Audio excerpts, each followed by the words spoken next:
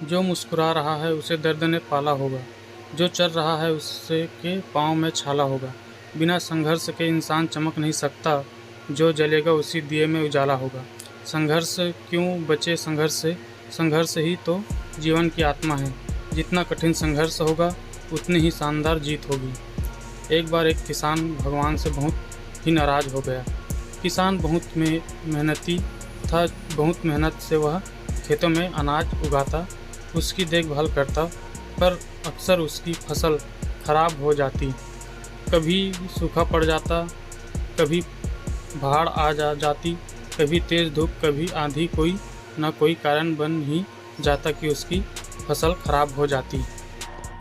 एक दिन वह किसान गुस्से में आसमान की ओर देखकर भगवान से कहा, हे ईश्वर, आपको लोग सर्वज्ञता मानते हैं कि आप सब जानते हैं, कहते हैं कि आपकी इच्छा के बिना एक भी पत्ता नहीं हिलता, पर मुझे लगता है कि आप छोटी सी छोटी बात भी नहीं जानते। आपको तो ये भी नहीं पता कि खेती बाड़ी कैसे करते हैं। अगर आप जानते होते तो हर समय जो बाढ़, आंधी और तूफान आते हैं वो कभी नहीं आते।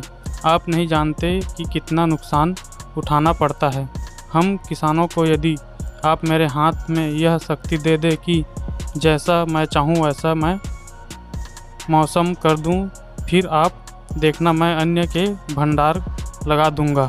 भगवान इस किसान के तीखे वाक्य सुनकर मुस्कुरा रहे थे और वह किसान के सामने प्रकट होकर बोले, मैं आज से तुझे यह शक्ति देता हूँ कि तुम अपनी खेतों पर तुम्हारी जैसी इच्छा ही तुम वैसा मौसम कर दोगे।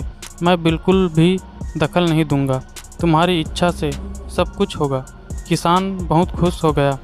किसान ने गेहूं की फसल अपनी खेतों में बोई। जब उसे लगा कि खेतों में धूप चाहिए तो खेतों को धूप मिले, जब पानी बरसना चाहिए तभी पानी बरसा। आंधी, तूफान, बाढ़ कुछ भी उसने अपने खेतों पर आने नहीं दिया। किसान के खेत में इस वर्ष ऐसी फसल हुई जैसी कभी नहीं हुई थी। हरी भरी लहलहाती फसल। मन ही मन वह बहुत खुश हो गया और सोचने लगा, अब सबूत के साथ दिखाऊंगा भगवान को कि इसे कहते हैं शक्ति का सही उपयोग। मेरी सफलता देखकर उन्हें अपनी नियम जरूर बदलने पड़ेंगे। कुछ दिन गुजरे, फसल कटने को तैयार हो गए। किसान बहुत उत्सुकता के साथ फसल को काटने लगा, पर जैसे ही उसकी नज़र गेहूं की बालियों पर गया तो उसने अपना सिर पीट लिया और वह रोने चिल्लाने लगा। गेहूं की एक भी बाली के अंदर गेहूं का दाना नहीं था, सारी बालियां अंदर से खाली थी। किसान बहुत दुखी हो गया। उसने भगवान को रोते हुए फिर पुकारा, हे प्रभु, तुमने ये मेरे साथ क्या किया? क्या तुमने मुझे कोई सज़ा दी? भगवान बोले, पुत्र, ये तो होना ही था। तुमने पौधों को संघर्ष करने का मौका ही कहाँ दिया। न तो तुमने उन्हें आंधियों से जूझने दिया, न तेज़ बारिश से सहने दिया और न ही धूप में तपने दिया। एक भी चुनौती का सामना तुमने उन्हें नहीं करने दिया, इसलिए सारे पौधे अंदर से खोखले रह गए।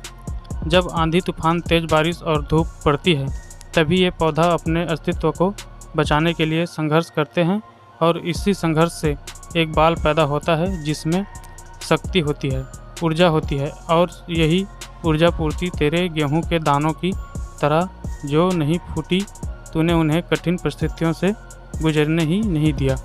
जहां उनके अस्तित्व का जन्म होता, सारे बालियां इसीलिए खाली हैं। इसमें एक भी गेहूं का दाना इसलिए नहीं है क्योंकि तुमने अपने पौधों को संघर्ष कराया ही नहीं। याद रखिए, स्वर्ग में स्वर्णीय आभा तभी जाती है जब वह आग में तपने, गलने और हथौड़े से पीटने जैसे संघर्षों से गुजरता है। कोयले का टुकड़ा हीरा तभी बनता है जब वह उच्च ताप और उच्च ताप की मुश्किल परिस्थितियों से गुजरता है।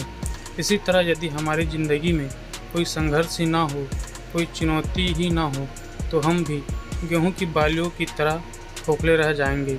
कोई अस्तित्व नहीं होगा हमारा। विपरीत परिस्थितियाँ, चुनौतियाँ, समस्याएं हमें और अधिक निखारती हैं।